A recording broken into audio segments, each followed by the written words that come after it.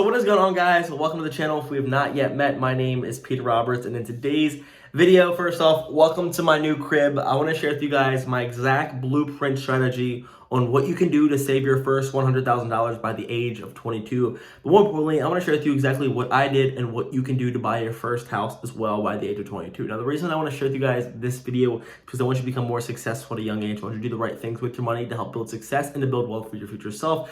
But more importantly, I want to share with you how I was this little boy that always wanted to save a lot of money, invest a lot of money. I was doing side hustles and doing a lot of different things to make money. And now I am 23 years old, just turned 23. And by the age of 22, I had way over $100,000 saved. I just purchased my first house. I put a little over $65,000 down on this house. And more importantly, I am not house poor. A lot of people will buy these big investments, try to start building wealth for themselves, but they're either going into a lot of debt or they're broke after they make a big purchase, and I don't want you to be one of these people. So I'm just gonna break down exactly what you can do, what I did that will allow you to save your first $100,000, because this is a huge keystone to start building wealth. Once you save your first $100,000, you can really just start leveraging your options. You're not stuck to a 9-to-5 job. You're not really still in the rat race when you're young. And more importantly, if you have $100,000 in assets and no liabilities, then you're making some great traction, especially at a young age. So I want you to use this video as a milestone in your life to either make more money, to save more money, or eventually do the right things to eventually buy your first house and move out of your parents' house, wherever you are in life. So the first thing that I want to share with you is my journey on how I got my first $100,000. What do you need to do? And more importantly, break down some of the things that allow me to get my first house. So number one, what I want to share with you guys, the biggest tip for you, especially if you're young, and how I was able to save a lot of money to purchase my first house, to put $65,000 down, and what did you do to get there? And the one thing that I sacrificed while I was in high school was I didn't want to work at a 9-to-5 job. I didn't want to work for minimum wage. So I knew short term in my life, I don't know how I came to this realization, is that I realized that I needed to make more money per hour than my friends were making, as well as I needed to start doing something that's going to make me make more money for my time. Because truthfully, when I was in high school, I was making $11, $13 at a farm, and I realized that this is not going to work. So I decided to quit a farm. I've always was a young kid growing up, and I've always helped my dad mow lawns and just do weird side hustle, shovel snow. I was always that one kid that just wanted to find ways to make money for myself. I was very entrepreneurial at a young age, but I decided to figure it out. So I decided to quit my job on the farm, making $12, $11 an hour my senior year, and I decided to start my first lawn care business. So the first tip that I want to help with you guys is find a way to either make more money than your friends are making. For example, learn things, become more valuable at a young age, educate yourself, find ways to develop skills at a young age. How can you become more valuable where you can work somewhere where you're going to make more money? $15, $20, $25 an hour per hour when you're young. Because when you're young, you don't have a lot of experience. When you're young, you don't have a lot of knowledge. When you're young, you don't have a lot of you haven't been through the ringer yet. You don't know how you can build these skills. So what I did is, number one, I fell in love with education. I fell in love with just trying businesses. And more importantly, I just wanted to start my first business. So I decided to start my first lawn and landscaping business. Now, the second thing that I made is I decided to make a sacrifice. Now, when you're young and when you're starting to advance yourself in life, and when you're going through college, going through high school, one of the biggest decisions and financial decisions that you make that I think screws a lot of people our age is the college decision. Now, for me, I knew that I don't know if college was right for me. I was actually going to play soccer at James Madison University. I tore my ACL, and this kept me home. I was like, damn. In the moment, I was crushed, but this was one of the best things that ever happened to me, because now I was at home. Now I was not working at a job, and now I needed to find a way to make money. And now I was at community college, which meant I was not going into any debt. My college tuition was like $1,000, $1,200 per semester, and I had financial aid grants. It was just amazing. I basically went to college for 2 years free. So I went through this community college process, and I just didn't decide to go away to college. And this saved me thousands and thousands of dollars. And I never went into student loans. I never had any student debt, and this allowed me to snowball and start putting money away. So I would go to class. I was starting to grow this business. I was making $200, $300, $400 a day mowing lawns to the business that I started for my dad's truck. I was using my dad's push mower, and I was literally going around and just growing this business. And right then and there, I knew I no longer had student loans, I had no debt, and now I was making a lot of money and putting a lot away. Fast forward, I was able to grow this business. I was able to make $400 to $500 to $600 to $1,000 per day with this lawn care and landscaping business, and I decided to scale this into the actual current position that I'm doing now. But it's crazy. So what I want to share with you is, number one, is find a way to make more money than your friends, either become more valuable, don't work in a minimum wage job, or find a way that you can start a business or a side hustle to make more money with your time. Secondly is do not go into debt. So I avoided college loans. I avoided going into a vehicle debt. I didn't want to pick up an expensive car. I paid for my car in cash, and I avoided debt at all costs. And lastly, the most important thing that you can do to save money, if you do this, you will be resilient. You will be understanding of how you can actually save your first $100,000, and this will put you ahead of so many friends, is do not spend your hard money on things that are going to set you back financially. For example, going to the clubs is expensive. For example, spending money. Like, if you can make a lot of money and you have nothing to prove to no one, you are going to achieve success financially way faster than all your friends, because with Instagram, with social media, everyone wants to flex. Now, there's people that I hang out with, there's people that I grew up with that were making $30,000-$50,000 living at their parents, and they were just racking all their money. For me, I was living at my parents' house, so I was saving all my money.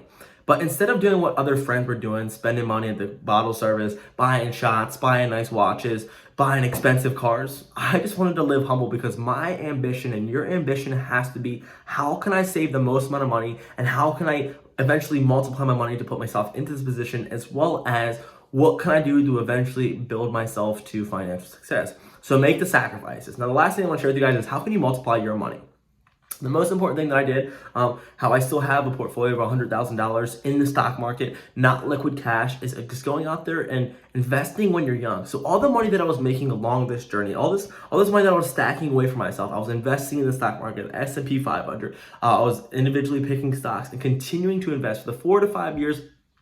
When I had no clue about the stock market, I was learning about the stock market. I was investing my money. I was losing money. I was reinvesting. And I continued just to buy the stock market as it is, the S&P 500. And I continued to start just building my wealth with the stock market. So not only do I have set aside an investment budget every week where I'm spending $250 of my own money that's going into a brokerage account, I'm also saving money every week from my paycheck. And more importantly, I was just being resilient. So through these steps of making the sacrifices, making more money, and investing my money and growing my money, I was able to put myself in a pretty neat financial position.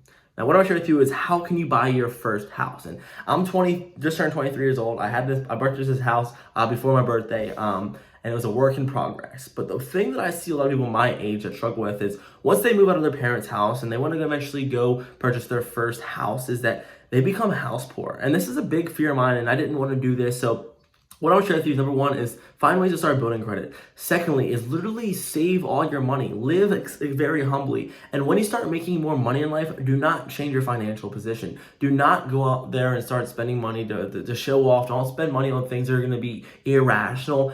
And third, find ways to continue to increase your income.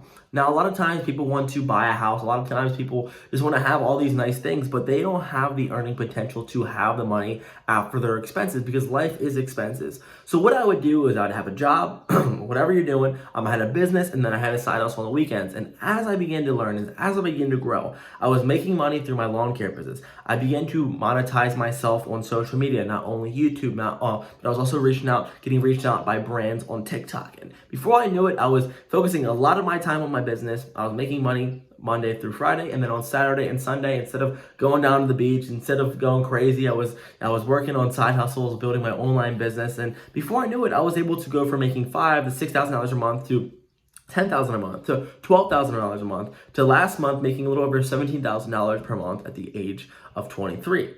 And all this has allowed me to just become a more valuable person, has allowed me to understand what I need to do with my money. But more importantly for you, if you develop discipline, if you're able to say no, if you're able to learn more, if you're able to try to become a more valuable individual, and if you focus on developing skills that help you make more money, as well as you're always putting money away for yourself, as well as investing your money and doing what wealthy people do, you will eventually achieve financial success and put yourself in a position to eventually be able to buy a house without the stress of, damn, now I have an expensive mortgage. Now I have no money in my savings account. Now I have no money to actually live my life. And if you build this resilience, if you learn to become the best resource for yourself and learn to just rely on yourself, you can put yourself in a position to buy a first house, and you can go out there and start making real money. So what I want to share with you as I'm reading my notes here is, it's actually kind of weird that I moved in here. I lived in an apartment last year for a whole year, just moved out of my lease, and that was a great decision for me. I moved out of my parents' house And it pushed me financially. It pushed me to make more money. It pushed me to save more money. And a lot of people think that renting is a waste of money. But for me, I was able to know exactly how much I'm going to spend. I had no other fixed expenses, such as I would spend this amount of money every month on rent. And then everything else I could save, I could budget, I could track, I could do the things that would allow me to put myself in a position to 1 year later, making more money than I ever have in my life, saving the most amount of money I ever had, and literally being focused and having goals. Everyone wants to have financial freedom. Everyone wants to buy a house. Everyone wants to move out. But the reason that we are unable to do it at such a young age, or we put ourselves in really bad, stressful financial circumstances at a young age, is because we're unable to stay disciplined with our money. We are unable to say no to things that are going to push us away from our goal. We are unable to stay in that one night. We are unable to do the hard, boring things that will eventually get you there. Now, I know $100,000, I'm just saying, might not be a lot of money, but that was a huge milestone for me. So when I hit that right at the age of 2021, it was a huge moment in my life. As well as now, as I'm now purchasing my first house, this is a huge moment. But now I'm more focused. Now I'm ready to continue to grow my money, try different things, and more importantly, do the things that allow me to success at the young age. Now, I feel like I have not even got started, but I just want to share with you guys what you can do to put yourself in positions to make more money. So that's kind of it. I don't know what I had to say, but it's just kind of like me. But keep staying focused, save a lot of money, grow your skills, and watch your life become better. If you like this video, brought you any value, like, subscribe, comment if you want more videos like this. But welcome to the crib. But this is it. This is the setup. This is my little office area. So you're going to see a lot more videos from this setup here. Love you guys. Thanks for watching, and I'll see you in the next one. Cheers.